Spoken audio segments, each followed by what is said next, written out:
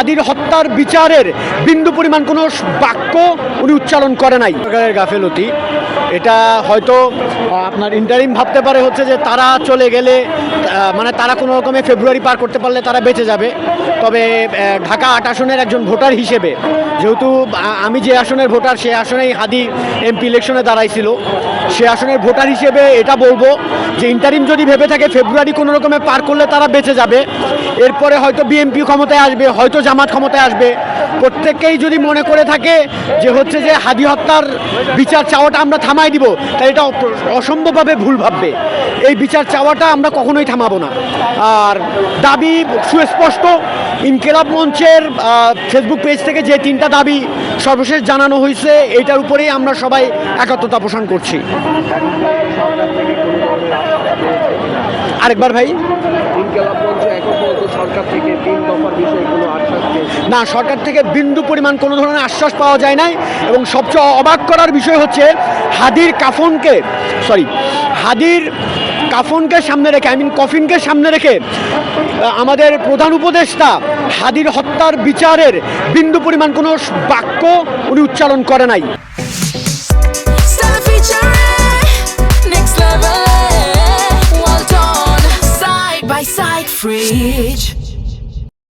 এটা চরম হতাশাদায়ক এবং আমাদের জন্য এটা চরমভাবে লজ্জার।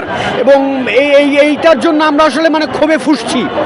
এইটার জন্য যদি কেউ ভেবে থাকে, যদি বিএনপি বা জামাত ভেবে থাকে যে হচ্ছে এটা তাদের দায় না, যদি তারা ভেবে থাকে যে এটা ইন্টারিমের দায়, ইন্টারিম যদি চলে যায় তাহলে আমরা আমাদের এই আন্দোলন থেকে সরে পড়ব, তাহলে বিএনপি, জামাত, এনসিপি সবাই ঘোরের মধ্যে আছে।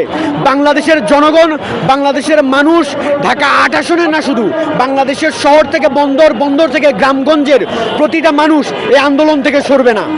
এই আন্দোলন থেকে সরবে না, কারণ আমরা যে রত্ন হারাইছি এই রত্ন 1000 বছরে তৈরি হবে কিনা আমরা জানি না।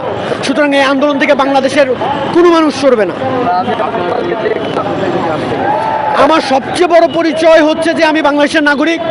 তার থেকে আরও গভীর পরিচয় হচ্ছে যে আমি ঢাকা ৮ আসনের ভোটার, যেখানে আমি ভেবেছিলাম হচ্ছে হয়তো আমার জীবদ্দশায় বাংলাদেশের ইতিহাসে, বাংলাদেশের স্বাধীনতার পর থেকে এই পর্যন্ত সবচেয়ে বিশুদ্ধতম প্রার্থীকে আমি আমার আসনে পেয়েছি এবং তাকে একটি ভোট দেওয়ার মাধ্যমে আমি আমার মোরাল গ্রাউন্ড থেকে একটা দায়িত্ব পালন করব। সেই দায়িত্বটা পালন করার ক্ষেত্রেও যে ব্যাঘাতটা ঘটেছে এটার জন্য লজ্জিত। আর আমার আরও একটা পরিচয় হচ্ছে যে আমি হাদি ভাইকে মেসেজ দিয়েছিলাম হোয়াটসঅ্যাপে। তিনি সেই মেসেজে শুধুমাত্র মানে বলেছিলাম যে হচ্ছে আপনার প্রচারণায় অংশগ্রহণ করতে চাই ভাই, কোথায় কি করতে হবে জানাবেন। অত্যন্ত দুঃখের বিষয় হচ্ছে এই শহীদ মানুষটা শুধুমাত্র একটা লাভ রিয়াক্ট বাদে তার সাথে আমার আর কোনো যোগাযোগ হয় নাই। তার এই লাভ রিয়াক্টটা এখনও হচ্ছে যে নিজের মধ্যে ধারণ করে হৃদয়ের যে রক্তক্ষরণ হচ্ছে সেটাকে সাথে নিয়ে কথা বলে যাচ্ছি, ফেসবুকে পোস্টের পরে পোস্ট দিয়ে যাচ্ছি, কিন্তু আমরা থামবো না।